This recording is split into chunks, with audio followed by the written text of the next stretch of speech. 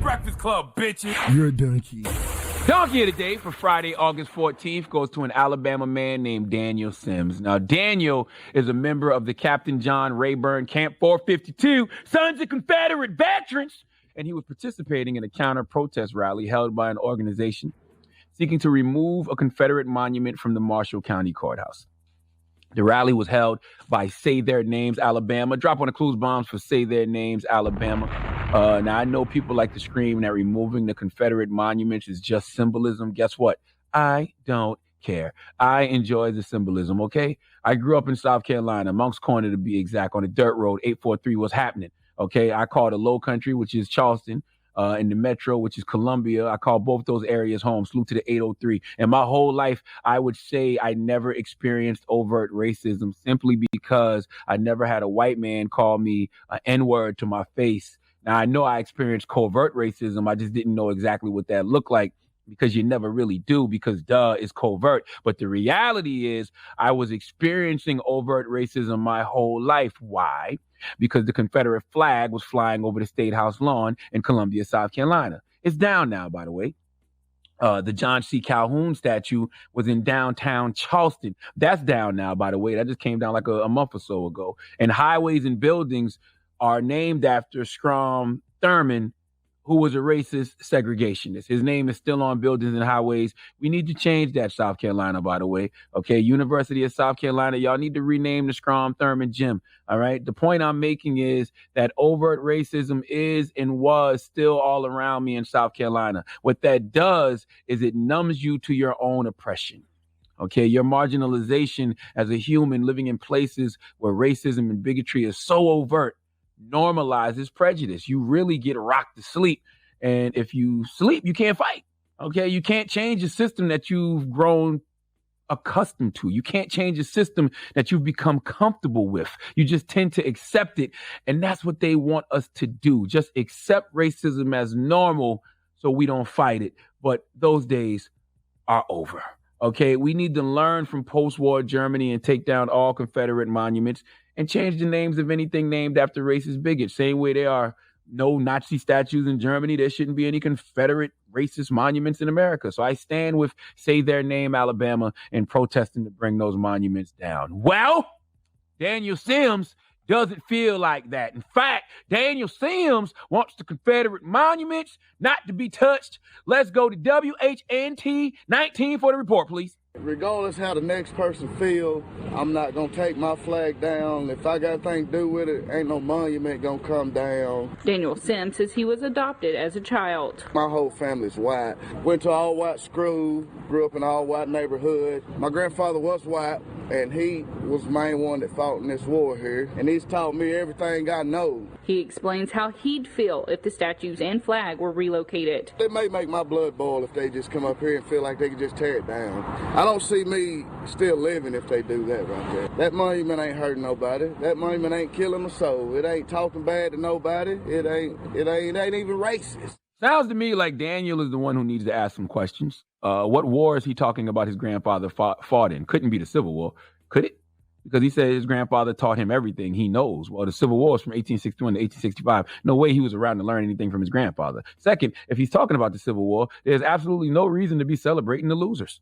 All right, the South lost. So why are we celebrating the losers? That's what I never understood. Daniel telling us to take heed to the truth. The truth is the South lost. The losers shouldn't be celebrated. Okay, we don't remember nobody that Michael Jordan beat in the finals. We don't celebrate them. Okay, we celebrate the champion. And we should be wiping America clean of its racist history and past. Also, it's hard not to be racist. It's hard not to be prejudiced if you are still holding on to symbols and ideologies of racism. Now, Daniel Sims is getting donkey of the day for this line. Let's listen to this one particular line. That monument ain't hurting nobody. That monument ain't killing a soul. It ain't talking bad to nobody. It ain't even racist. He's right. That monument ain't killing a soul. It ain't talking bad to nobody. It ain't even racist. That's because it's a goddamn monument, fool. It's a statue. It's a flag. It's an inanimate object. Of course it's not killing anyone. It's not a person, okay? Of course it's not racist. It's a statue. It doesn't have feelings, you fool. But the people those monuments were built about were racist.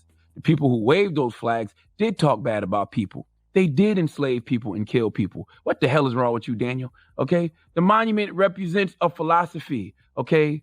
The idea that white is right and everything else that isn't white is wrong. That monument not bothering nobody, you're right. But what that monument represents bothers the hell out of me, okay? Not only did it bother me, it enslaved my ancestors, all right? All right, so Daniel, what I need you to do is shut the F up forever and get the hell out of the future's way, because in the words of a great man named Thanos, as long as there are those who remember what was, there will always be those who cannot accept what can be. And it's time for people like you to get snapped and turned to dust. Please give Daniel Sims the biggest hee-haw. Now, it's time to play a game of Guess What Race It Is!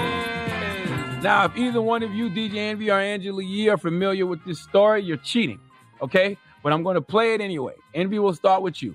Alabama.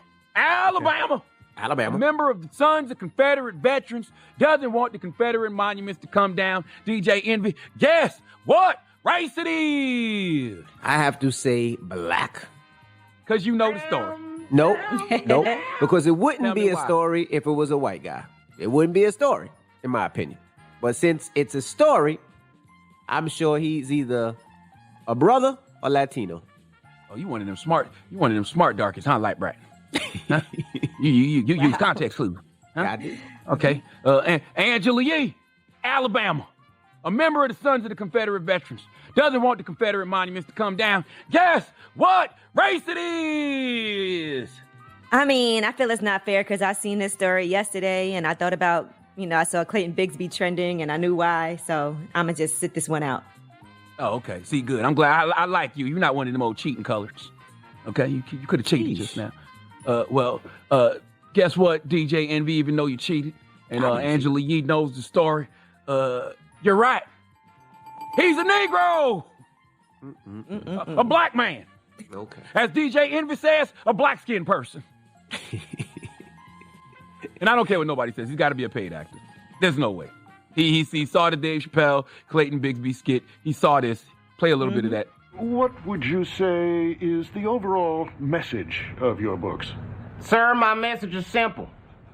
Niggers, Jews, homosexuals, Mexicans, Arabs, and all kinds of different stink, and I hate it. I noticed you referred to African Americans. What exactly is your problem? How much time you got, buddy? Where would I start? Well, first of all, they're lazy, good-for-nothing tricksters, crack-smoking swindlers, big butt-having, wide nose breathing all the white man's air. You've never left this property, have you, Mr. Bigsby? No, sir, not in many years. What if I were to tell you that you are an African American? Sir, I'm going to make this clear. I'm in no way, shape, or form involved in any niggerdom. He saw that and he's playing a role. I know a paid actor, attention seeker, clout chaser when I see one, but I still enjoyed giving him Donkey of the Day. Okay? This is going to be a great story for Dave Chappelle at his summer camp in Ohio. I know he's going to do this on stage. All right. Thank you, Charlamagne, for that donkey of the day. Now, when we come back, 800-585-1051 is Friday, so you know what that means. It's Freaky Friday. Okay, wipe it off again. You messed it up. Blow, You haven't done it in a while. Blow on it. Take it out the system. Take it out the Nintendo. Blow on it. Put it back in. Jiggle it a little bit. All right, let's go. What? All right. It's Friday, so you know what that means. It's Freaky Friday.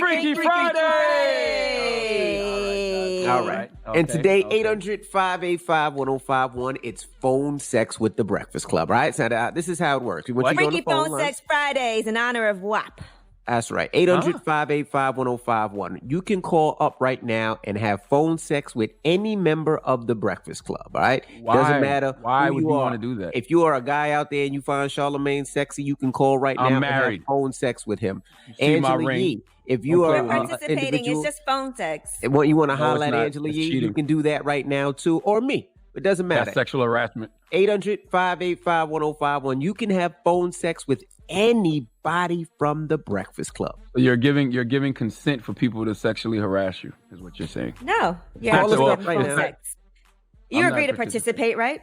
Call us up right now. 800-585-1051. It's The Breakfast Club. Good morning. Donkey of the Day is brought to you by the law office of Michael S. Lamonsoff. Don't be a donkey. Dial pound 250 on your cell and say the bull if you've been hurt in a construction accident. That's pound 250 from your cell and say the bull.